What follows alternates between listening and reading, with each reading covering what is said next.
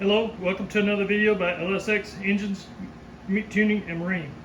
In this video I'm going to be installing the water pump on the front of this 5.7 liter Mercruiser small block Chevrolet.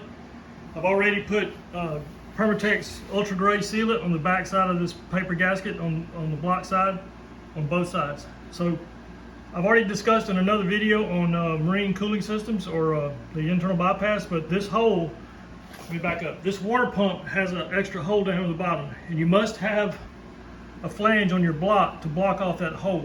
Otherwise, water will pour out this hole if you don't have anything to cover it up.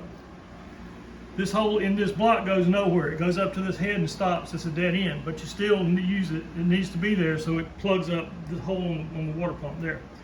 So this time I'm about to smear Permatex Gray on the two flanges of the water pump and then mount the water pump. I'm now putting the water pump bolts in, and you need to smear a generous portion of the gray, ultra gray Permatex sealant on the bolts, because the bolts go into the water jacket of the block, and if you don't put sealant on them, water will come out through the bolts and cause them to rust.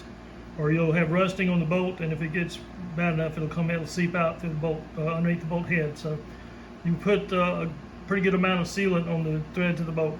And by the way, the bolts need to be very clean, the threads clean, no oil or grease, so that the sealant will stick to them.